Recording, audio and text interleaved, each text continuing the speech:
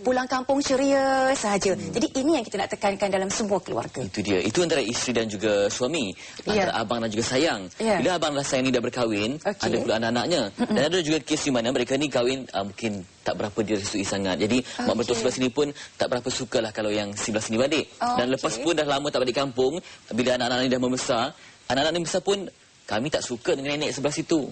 Jadi sepatutnya bila raya ni dieratkan mufakat tu, tapi yang berlaku sebaliknya di mana raya ni akan tidak langsung mendekatkan dua hati telah pun lama terpisah antara anak dan juga cucu ni, bertua ni, menantu dan sebagainya. Dalam kes sebegini macam mana Ustazah?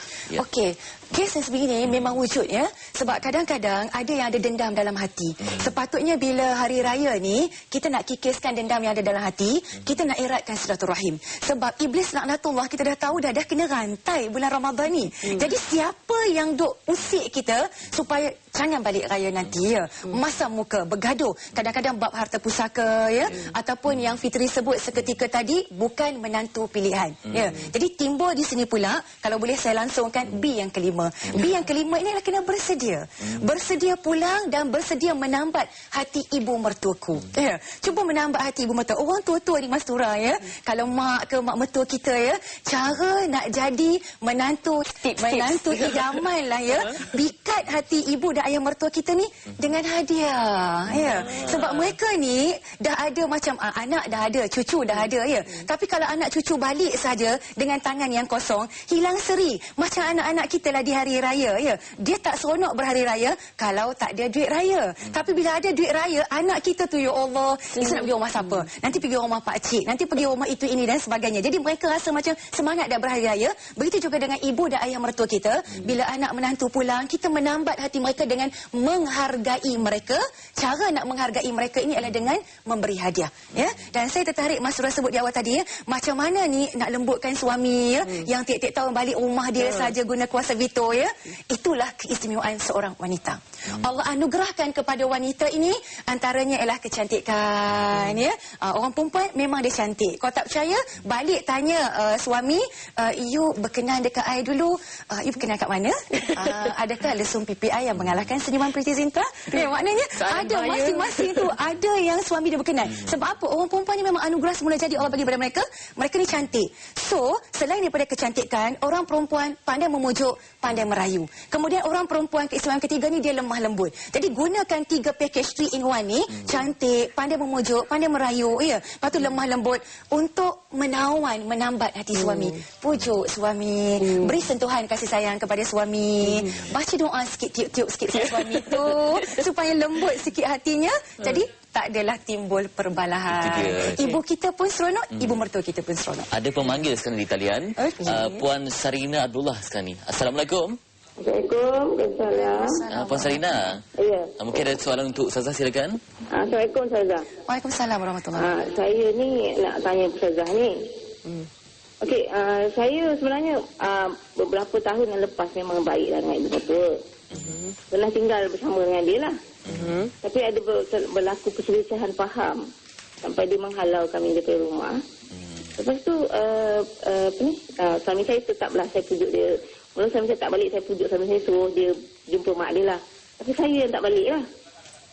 Suami saya yang pergi jumpa mak dia. Jadi tahun ni suami saya kata dia ajak saya balik dengan mak dia, tidur sana lah.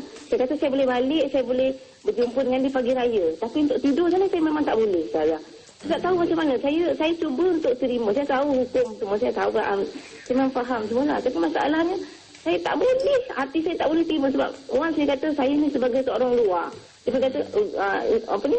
Orang kamu dia kata dengar cakap orang luar nak meminggirkan mak.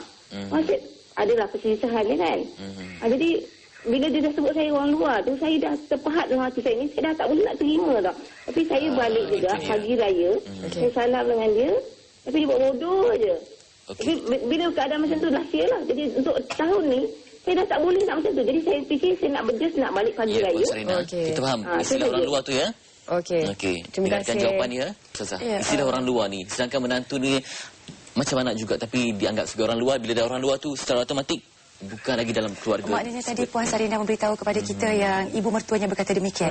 Ya. Dan pernah timbul perbalahan yang menyebabkan dia macam tawati tak boleh. Nak beraya boleh, tapi dia tak boleh nak tidur sekali, nak menghadap muka pun tak boleh dah. Oh, tak boleh tidur di rumah mak mertua lah maksudnya. Sebab dia tidur orang luar walaupun menantu. Ya, saya faham apa yang dialami oleh Puan Sarina ya, dan kita bersimpati sebenarnya ya. Perkataan orang luar tu satu perkataan yang menggores hati dan perasaan kita ya.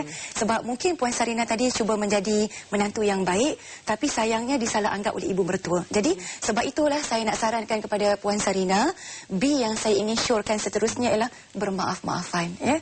Maksud bermaaf-maafan di sini ialah orang yang paling mulia di sisi Allah Subhanahu Wa Taala ialah orang yang sanggup memaafkan kesalahan orang lain. Walaupun ibu mertua tu dia tak minta maaf dengan kita sebab dia lebih tua daripada kita, tapi sebagai orang yang lebih muda daripada ibu mertua kita ni, maknanya kita maafkan kesalahan mereka. Percayalah Puan Sarina ya, kalau Puan Sarina ikut saranan daripada saya ya, hati kita akan jadi tenang. Kita akan rasa lega, kita akan rasa lapang. Walaupun mak mertua selepas ni dia panggil orang luar dan seumpamanya, tapi kita rasa lega sebab kita memaafkan. Jadi memaafkan ini adalah satu sifat yang mulia. Malah di dalam Al-Quran Allah meletakkan golongan yang awal menghuni syurga seluas langit dan bumi ialah wal afina aninas, orang yang memaafkan antara satu sama lain. Jadi apa salahnya sempena nak sambut Syawal yang mulia beberapa hari saja lagi ya, buang yang keruh, ambil yang jernih, tangan dihulur, maaf dipinta, jangan simpan lagi dendam yang lama, mulai bina hidup baru, cuba untuk menawan hati ibu mertua semula. Saya rasa dengan sikap Puan Sarina yang kita kata orang baru lah dari Syawal ni ya, jadi orang yang baru nak menambah hati ibu mertua, usaha dan seumpamanya, lama kelamaan ya, ibu mertua tadi ni akan nampak keunikan yang ada pada menantunya. Lama-lama hubungan itu akan rapat semula. Bila hati berkata sayang, maka akan sayanglah. Ya, kalau hati berkata menyumpah seranah, maka dia akan datang yang itu. Itulah dia. Kita rehat seketika, kembali selepas ini dengan topik Demi Hati di Motivasi Pagi MHI. Selepas ini. Okey, kembali bersama Malaysia hari ini bersama topik kita Demi Hati. Kalau sebut pasal hati ni memang sensitif lah. Nak ikutkan ramai yang perlu hati yang perlu kita jaga. Betul? Ibu bapa, adik-beradik, ipai duai.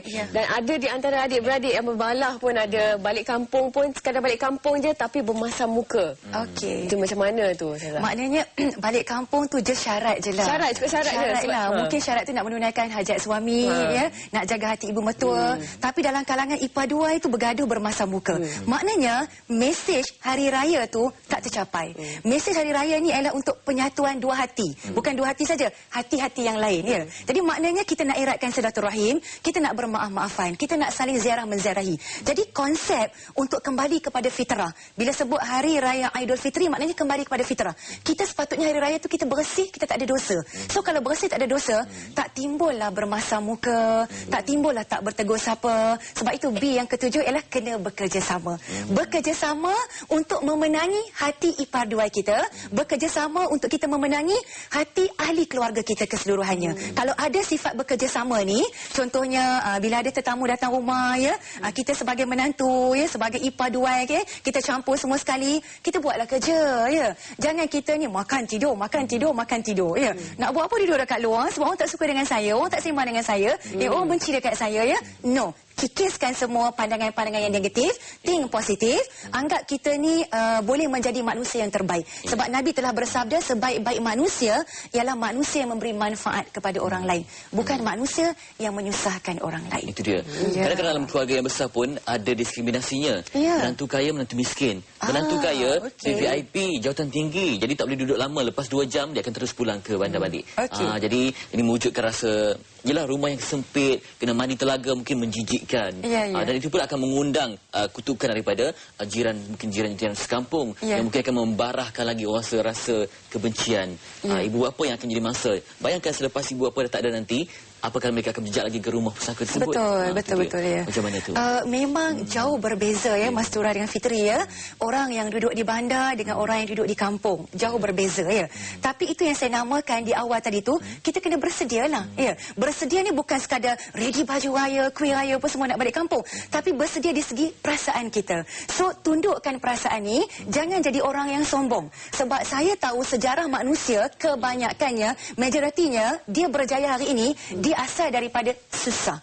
Ya, pengorbanan mak dan ayahnya yang kais pagi makan pagi, kais petang makan petang. Jadi maknanya kalau kita ingat asal usul diri kita, kita takkan jadi orang yang sombong dan kita takkan hina orang miskin. Ya, dengan bilik airnya tak macam kita ni ada shower apa semua. Ini balik kampung air telaga pun ada lagi, air perigi pun ada lagi ya. Dengan keadaan maklumlah ramai ya, bilik tak cukup, tidur sekadar yang ada, kena bersedia untuk menerima keadaan. Bila kita menjaga hati orang lain, maknanya kita akan mendapat anugerah yang paling tinggi dan mulia di sisi Allah Subhanahu Wa Taala. Dan bila semua respi-respi pagi ni kita amalkan bersama-sama, wujudlah ya B yang terakhir sekali, B yang ke-8 ialah berkasih sayang ya. Kita berhari raya untuk kita mencurahkan, untuk kita mempamerkan kasih sayang antara satu sama lain ya. Jadi apa gunanya bermusuh-musuhan? Apa gunanya bermasam muka? Dalam masa yang sama elakkan 5M. 5M, M yang pertama sekali merajuk.